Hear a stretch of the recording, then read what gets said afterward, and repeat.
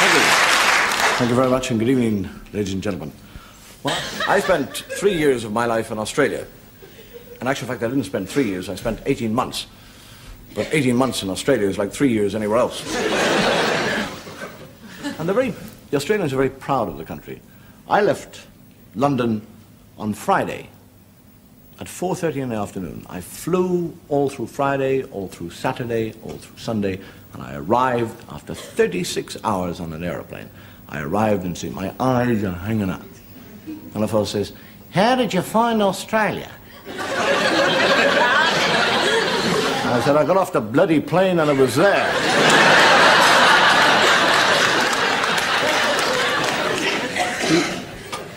The Australians actually, I know the Irish have a funny way of talking, but the Australians have also a funny, they add IE onto a lot of words. I was there around Christmas and I said to a fellow, I said, "What are you going to do on Christmas?" He said, "Well, I think I'll get up, Chrissy Day, I'll have my brekkie, I'll pick up the cozzy, go for a dippy, watch a game of footy, have a game of drinkies, and then I'll come home and have a yummy, yummy Chrissy Din-Din." He was 64 years of age. They loved in Australia, they love the booze. But the beer is so cold. You have to have gloves to pick up the glass. 3 beers and your lip is like... Everything's got to be cold. And you get a tramp, a wino, goes into a chemist shop and said, do you have a bottle of methylated spirits?"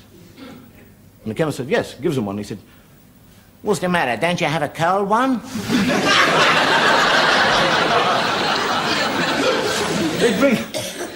They drink. I arrived there and somebody said, "Would you like a schooner?" I thought he was going to give me a boat. And they're always telling me, as soon as you arrive in Australia, they say, "Watch out for the sharks."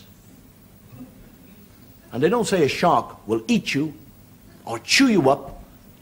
They say he'll take you. You're going to be taken by a shark. And I think to myself, well, if he takes me, he'll die of alcoholic poisoning. And I'm swimming. But in the back of my mind, sharks. I'm thinking of it. And I'm swimming away. And a fellow goes underneath me. Swims on, I don't even see him. And he comes right under, and he goes with his finger, whoosh, down my stomach. Nobody swam in that sea for about 3 days.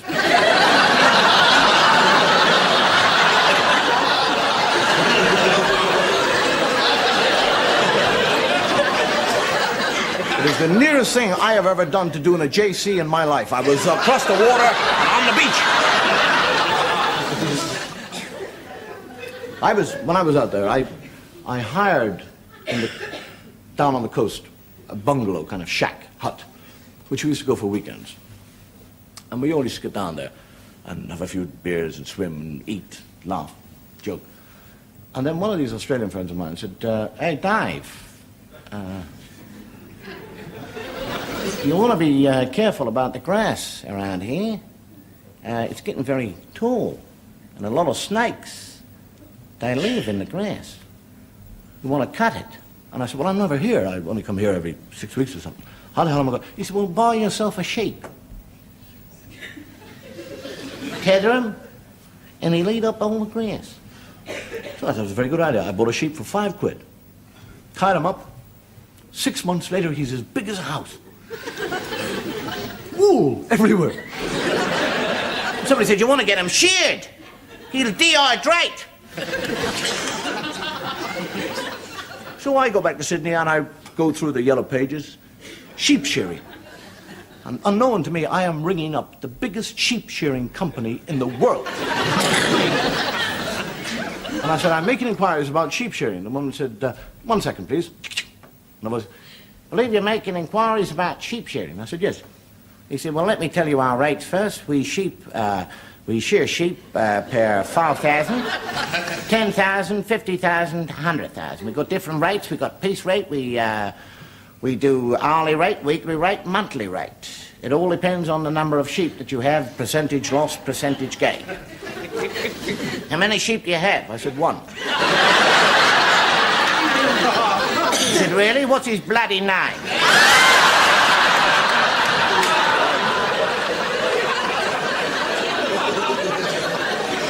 Mind you, I'll tell you something. I'll tell you, and I mean this very sincerely, the Australians are perhaps one of the most hospitable and generous people in the world.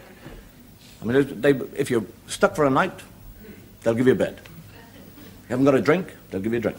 Got no money, they'll give you money. The food, they'll take the food off the plate and give it to you.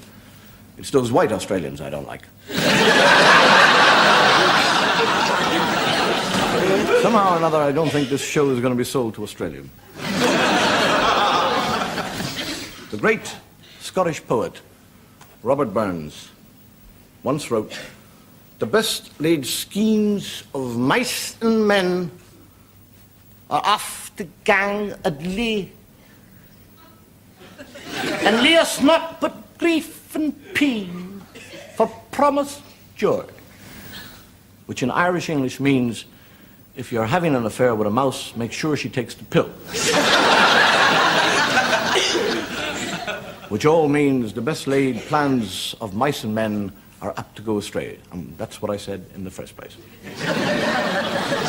The greatest sin of all against God's law is a sin of infidelity. And I think it's a sin that you're all guilty of. I'm not, but you are. You don't actually have to commit to a physical act to commit the sin. All you've got to do is think the sin. I haven't got a chance in hell of ever going to heaven.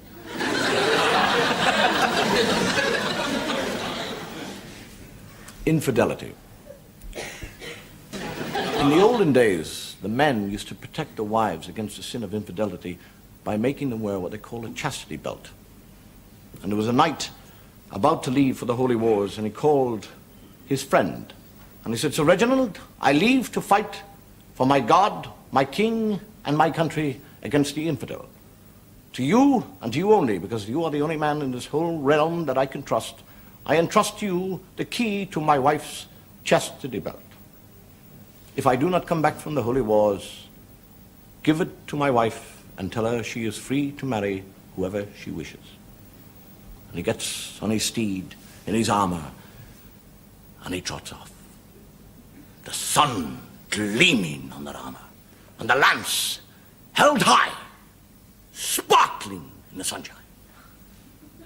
And 10 miles from his castle, he turns round to have one last look, and he sees a cloud of dust coming closer and closer and closer and closer to him. He reins to, and it is Sir Reginald. And he said, "Why do you come after me, Sir Reginald?" And Sir Reginald said, "My lord, you have given me the wrong key."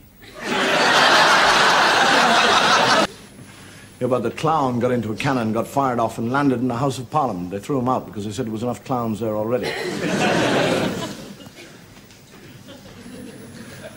Do you realize that Beethoven, his manservant, was an Englishman? And one day he said to Beethoven, he said, "Maestro Beethoven, I am sick and tired of your tantrums. I am sick and tired of you tearing up your music and kicking the piano. I am leaving your employment." And Beethoven said, "Eh?" He said, "I am leaving your employment." And Beethoven said, "You cannot leave my employment. You have been the inspiration behind some of my greatest pieces of music." And the manservant said, "Don't make me laugh."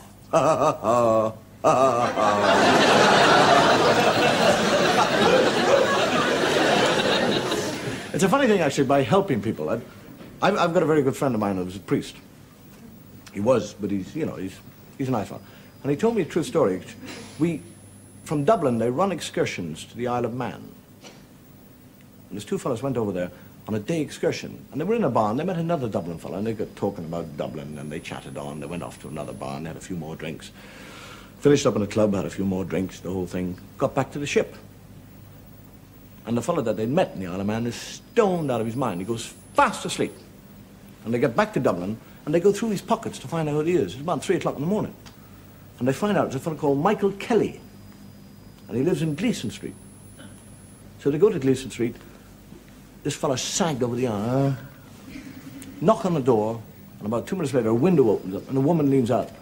She says, "What do you want? What do you want at 3:30 in the morning? And I said, we have your son Michael here. She said, you can't have me son. He's on his honeymoon in the Isle of Man.